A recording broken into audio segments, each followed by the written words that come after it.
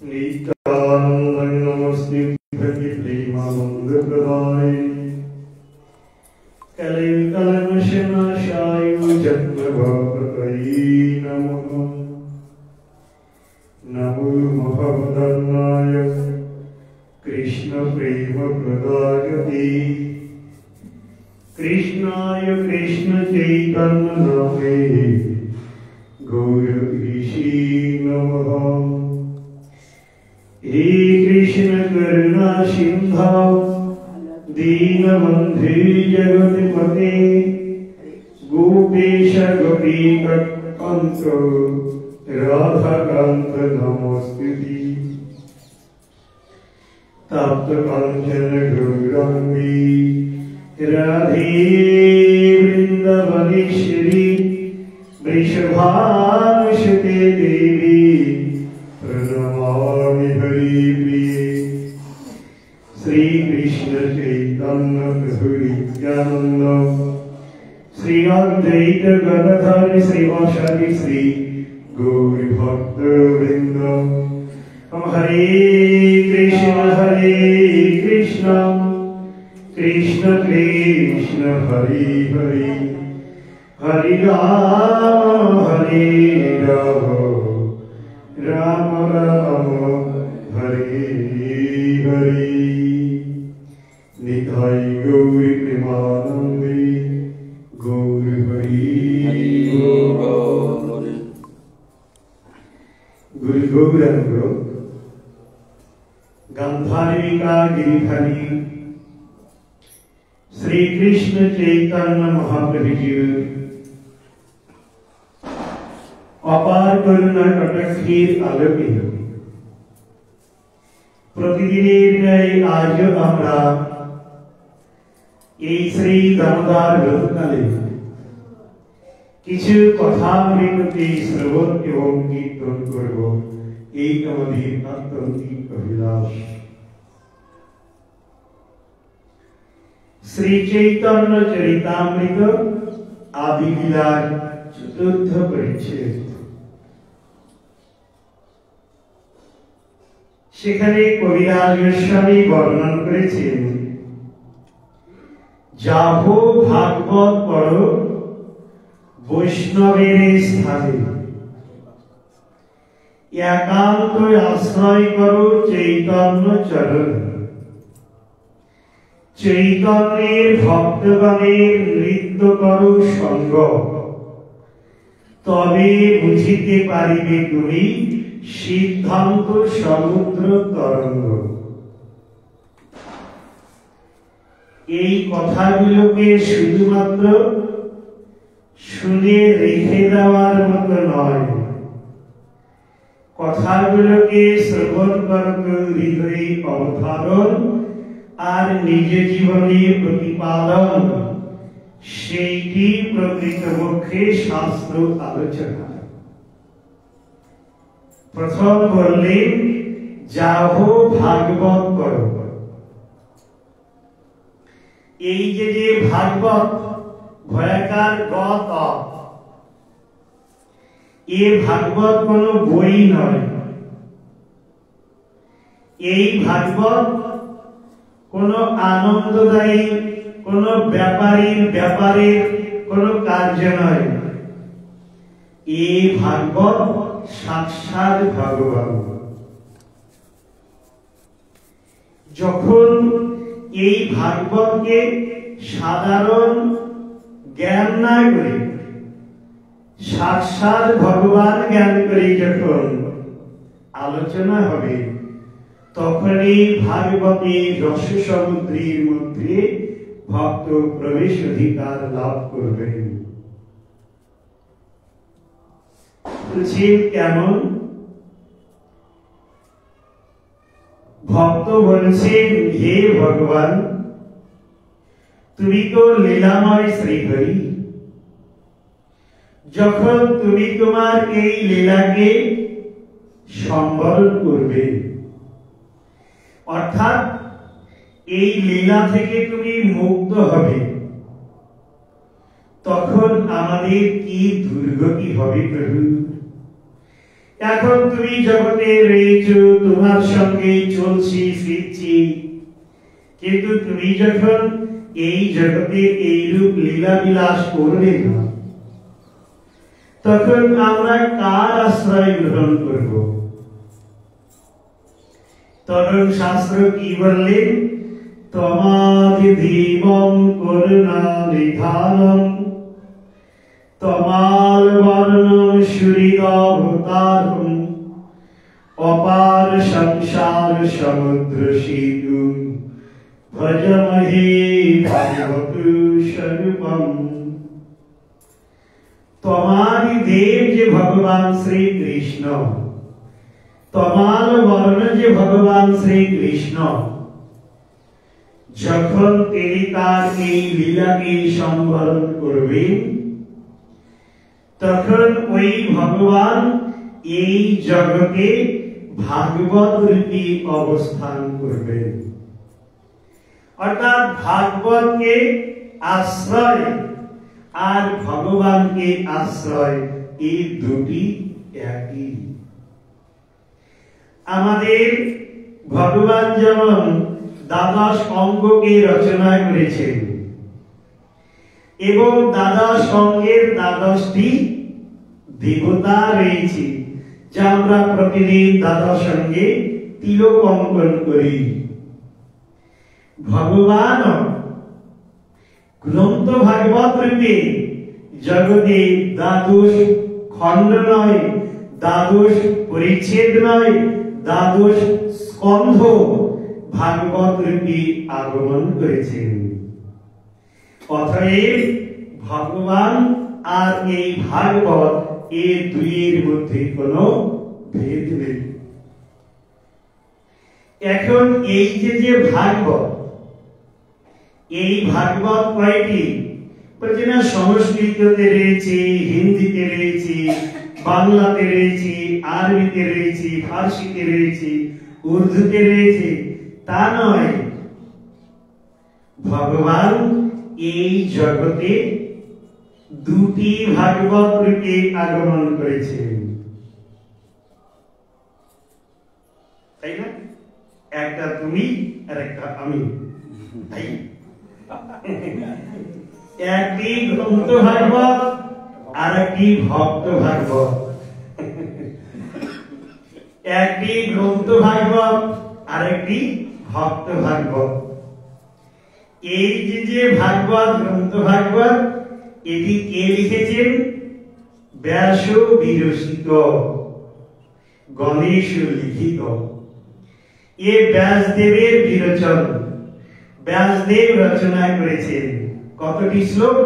18,000 শ্লোক সমন্বিত এই ভাগবত।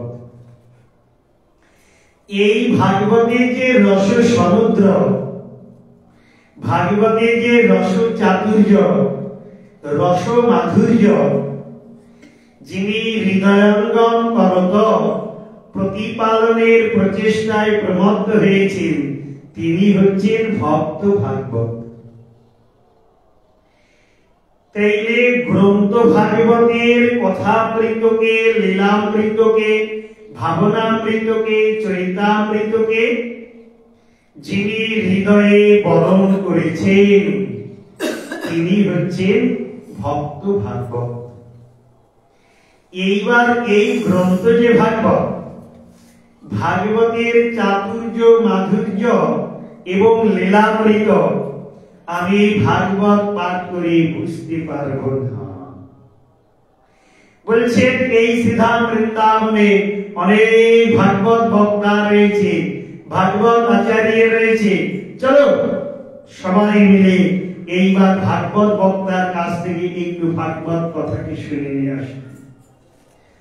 তার জন্য প্রথম রিমাইন্ডার দিলেন, দেখো ভাগবত শাস্ত্রীর কাছে যেও না, ভাগবত বক্তার কাছে যেও না। কোথায় যাবে? যাহো ভাগবত করো বৈষ্ণবের স্থানে। ভাগবতের রস সমুদ্রের মধ্যে প্রবেশ অধিকার হয় বিষ্ণু ভক্ত বৈষ্ণবের।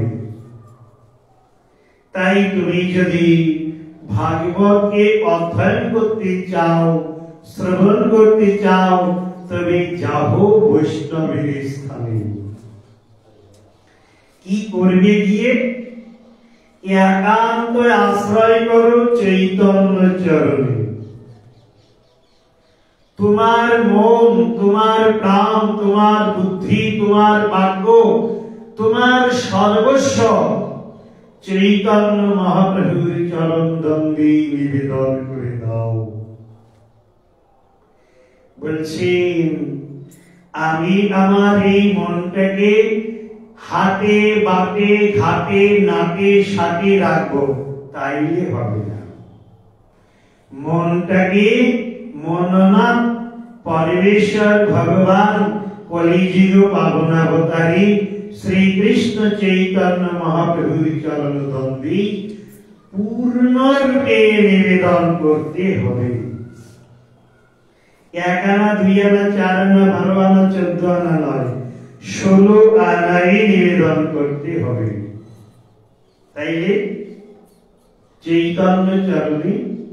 আর পরে কি করবে? চৈতন্যের ভক্তগণের নৃত্য করো সঙ্গ। একটি হচ্ছে নৃত্য, দন্তন্য ঋতয় জবলা, নৃত্য মানে ড্যান্স, নাচ। আর দন্তন্য হস্যি তয় জবলা, নৃত্য মানে ডেইলি, প্রতিদিন, দৈনন্দিন। এখানে নৃত্য নাচতে বলেন, বলছে কি? নৃত্য করো সঙ্গ। প্রতিদিন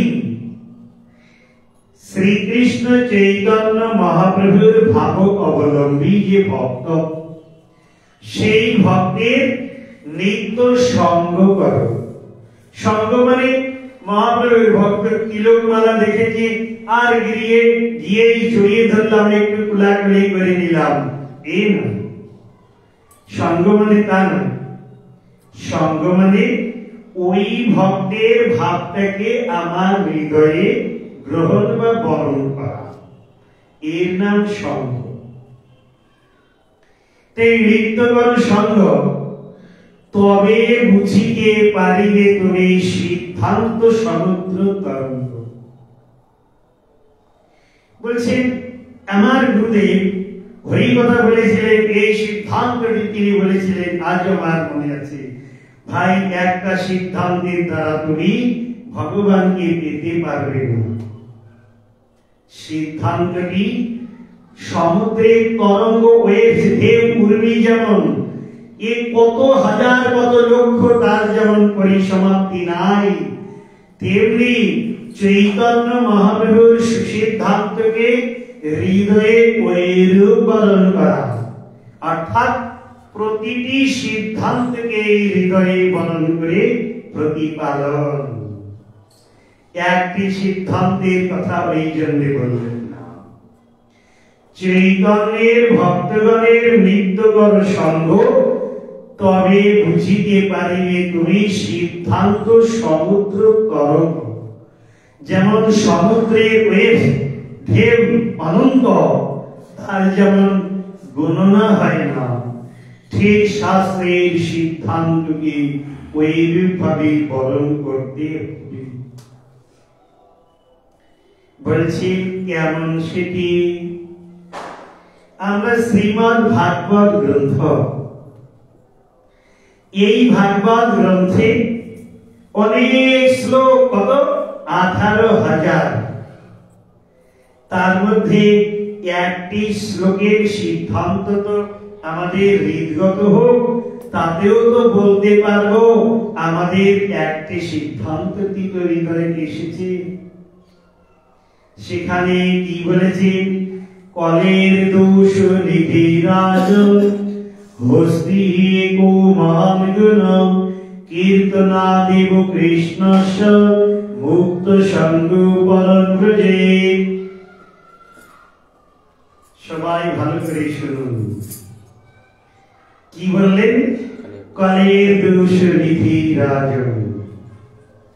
হে রাজন, কাকে বলছেন? পরীক্ষিত মহারাজকে। হে রাজন, এই কলিকাল একেবারে দুষ্টতায় পরিপূর্ণ। আপনি যেখানে হাত দেবেন সেখানেই দুষ্ট। এই মহাপ্রভুকে নিয়ে গেছে ফুল কিনতে, বলছে 80 টাকা কিলো, আবার এটা কত 30 টাকা। দেখি ওখান থেকে সেটে সেটে এনে 80 টাকার মধ্যে মিলিয়ে দিয়ে বলছে 80 টাকা। তার 30 টাকার ফুলটাও 80 টাকা নেবে আমার কাছ থেকে। চলে গেলাম ভেন্ডি কিনতে, সেখানে দুটো পাত্রে রেখেছে। যখনই আমি দাঁড়াদাঁড়ি করে কিনছি তখন এই ছোট পাত্র থেকে ওর মধ্যে মিশিয়ে দিয়ে শুরু করে দিয়েছে। বাহ, সব জায়গায় ভেজাল, কলিকাল না, সব জায়গায় কারচুপি। এই জন্য বলছেন তোমার কি কালের দোষ নিধি রাজন, কলিকাল দুষ্টতায় পরিপূর্ণ, দোষে পূর্ণ। এখানে নির্দোষ নিরঙ্কুশ একবার স্বচ্ছ হৃদয় ভাবাপন্ন কোন কার্য নয়।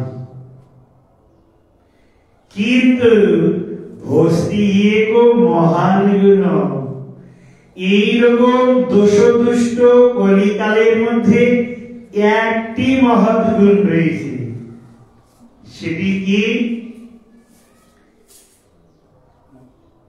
কীর্তনাদেব কৃষ্ণস্য মুক্ত সঙ্গ পরম ব্রজে।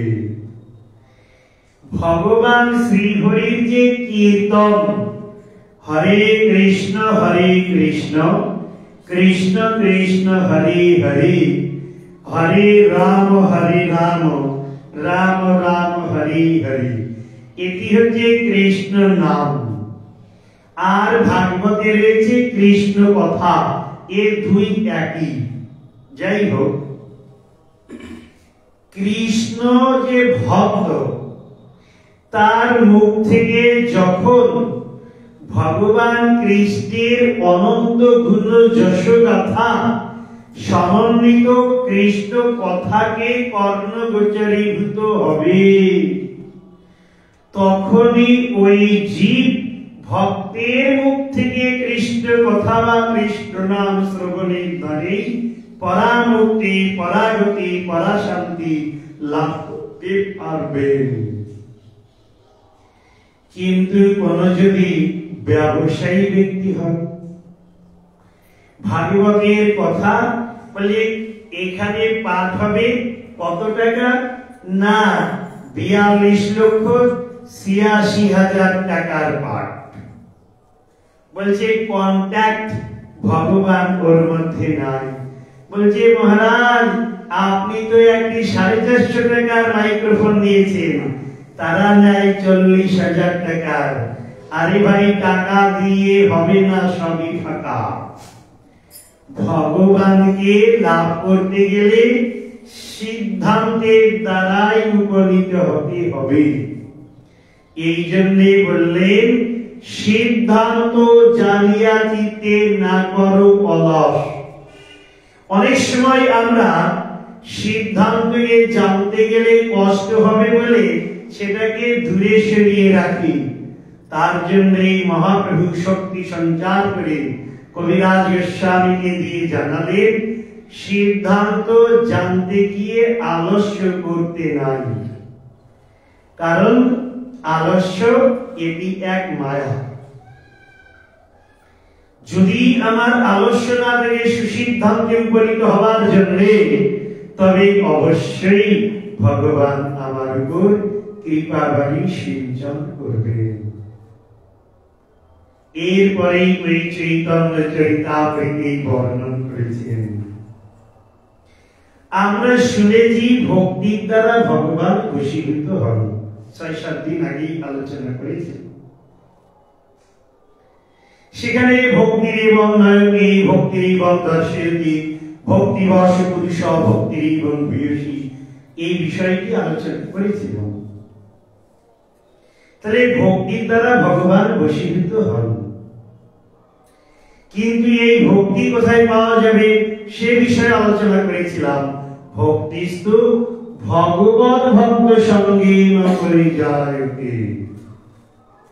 আমি যদি কালী ভক্তের সঙ্গ করি, আমি যদি চণ্ডী ভক্তের সঙ্গ করি, আমি যদি ভক্তাভাস, ভক্তি নাই, ভক্তির আভাস রয়েছে এইরকম ভক্তের সঙ্গ করি, আমি যদি মিলাবট ভক্তের সঙ্গ করি, তাইলে কিন্তু আমার হৃদয়ে ওই পূর্ণ যে ভক্তি, যার নাম অকিঞ্চনা ভক্তি, নিষ্কিঞ্চনা ভক্তি, প্রেম লক্ষণা ভক্তি, সেটি কিন্তু আমার হৃদয়ে কখনোই উদ্গম বা সৃষ্টি বা তৈরি হবে না। এর জন্য উত্তমা ভক্তি যাজনকারী উত্তম ভক্তের সঙ্গীত দ্বারে উত্তমা ভক্তি হৃদয়ে লাভ হলে উত্তম শ্লোক ভগবান আমার হৃদয়ে উপবেশন করবেন।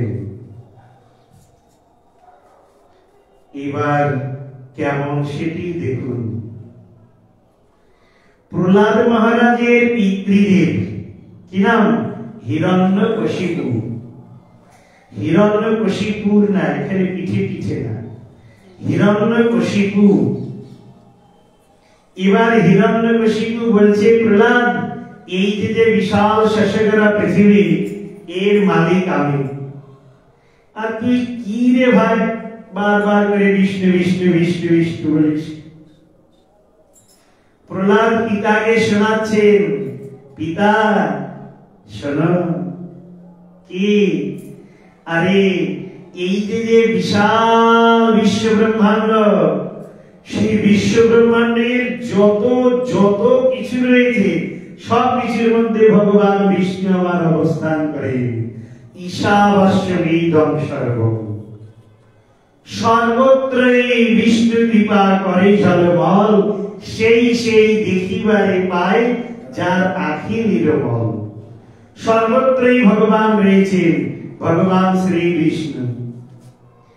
এই হিরণ্যকশিপুর খুব অভিমান, রাগ হয়ে গেছে, আমার ছেলে আবার বিষ্ণু, এক নম্বর শয়তান লম্পট বিষ্ণু, আমার ছেলে আমার মহিমা নাম নিয়ে করে কি, বলে কি? তখন প্রহ্লাদের উপর কত ধরনের অত্যাচার করলেন পিতা হয়ে।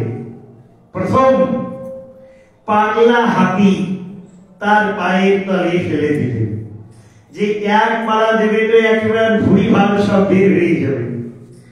কিন্তু পাগলা হাতি প্রহ্লাদকে শুয়ে দিয়ে নাচতে লেগেছে। কেন?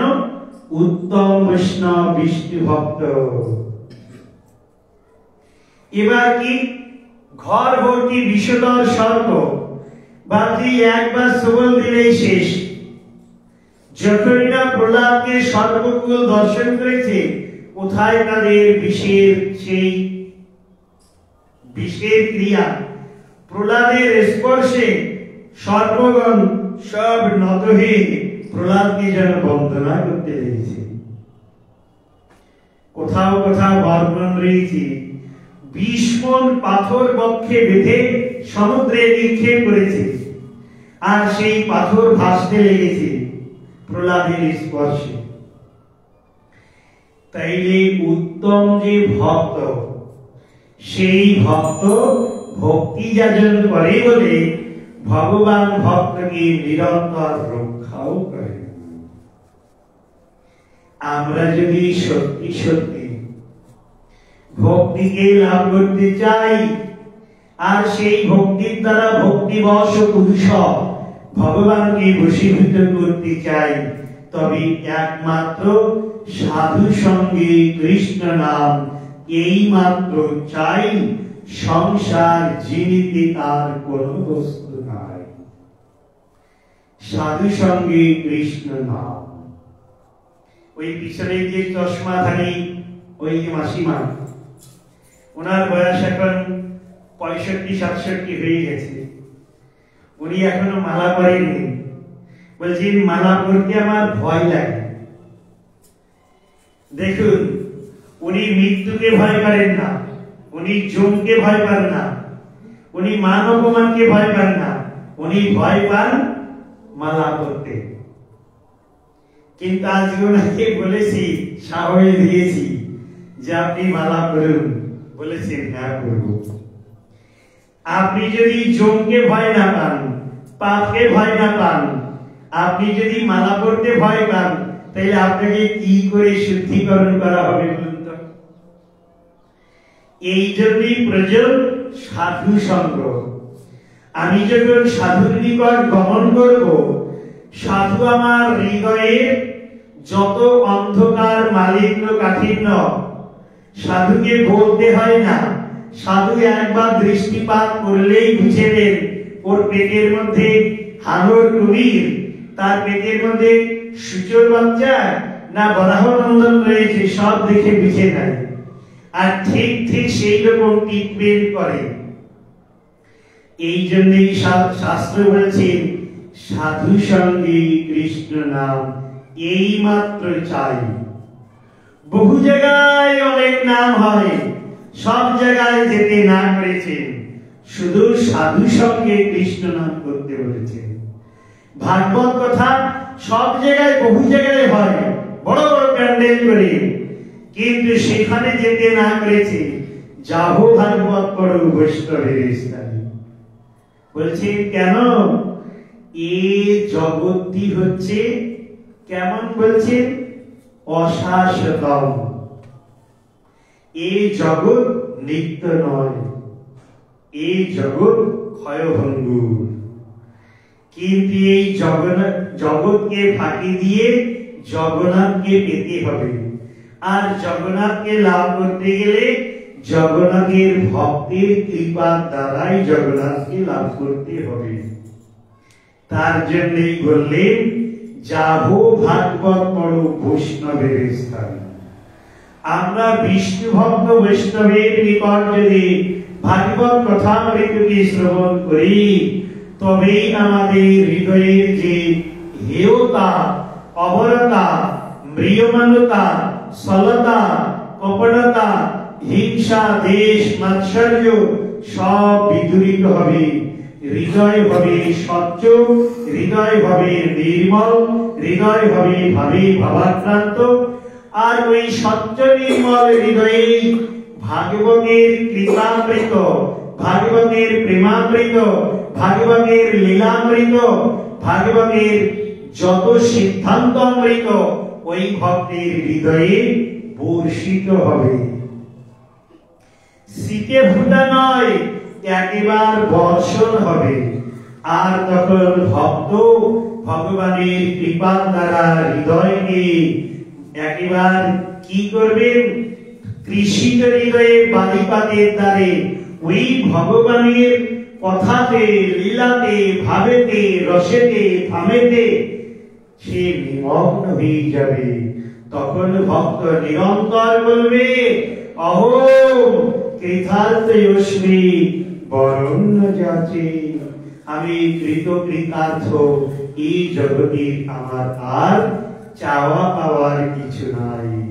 কারণ ভাগবত আর ভগবান, ভাগবত আর ভগবানের লীলা, ভাগবত আর ভগবানের কৃপা, ভাগবত আর ভগবানের ধাম, ভাগবত আর ভগবানের নাম একই। অতএব আমরা যদি ভগবানকে লাভ করতে পারি অর্থাৎ ভাগবতের কৃপাতে, তবে অবশ্যই আমাদের হৃদয়টি অপূর্বভাবে বিভাবিত হবে। তাই এই দামোদর ঋতুকালে ভগবান শ্রী রাধা দামোদরের চরণে সকাতর প্রার্থনা করব, আমি যদি ভুলে থাকি তোমার চরণ দয়, তুমি কিন্তু ভুলিল না ওহি দয়াময়। এই জগৎ মায়ার বন্ধনে বন্ধনকৃত। তাই প্রভু সব কিছুকে সেদন করে তোমার কৃপারূপী যে দড়ি তার দ্বারা আমাকে বন্ধন করে নাও। যে ভক্তিরূপী রজ্জু কোনদিন টুটকা নেই, ছিঁড়েও যাবে না, কোনদিন ক্ষয় হবে না, ব্যয় হবে না। একদিন ভগবানের লীলামৃতের মধ্যে প্রবেশাধিকার প্রদান করে ওই ভক্তি বিনোদ ঠাকুরের অন্তিম যে পদ, সিদ্ধ দেহ দিয়া বৃন্দাবন মাঝে শিবামৃত করদান, পিয়াইয়া প্রেম মত করি মরে শুনো নিজ গুণগান। ভগবান যদি তার নিত্য লীলাকে আমাকে একবার অভিষিক্ত করে দেন, তবে আমার সব কিছুর মালিক হবে কৃষ্ণ। কৃষ্ণ আমার হৃদয়ে, কৃষ্ণ আমার পিছনে, কৃষ্ণ আমার ডাইনে, কৃষ্ণ আমার বামে, সর্বত্রই কৃষ্ণ কৃপাকে দর্শন দানে তিনি কৃতকৃতার্থ করুন। হে ভগবান, তোমার চরণে এই অন্তিম প্রার্থনা। বাঞ্ছা কল্পতরুভ্যশ্চ কৃপা সিন্ধুভ্যৈব চ পতিতানাং পাবনেভ্যো বৈষ্ণবেভ্যো নমো নমঃ। হরে কৃষ্ণ কৃষ্ণ কৃষ্ণ হরে হরে, হরে রাম রাম রাম হরে হরে। নিতাই গৌর প্রেমানন্দে গৌর হরি বল। জয় জয় শ্রী রাধেশ্যাম।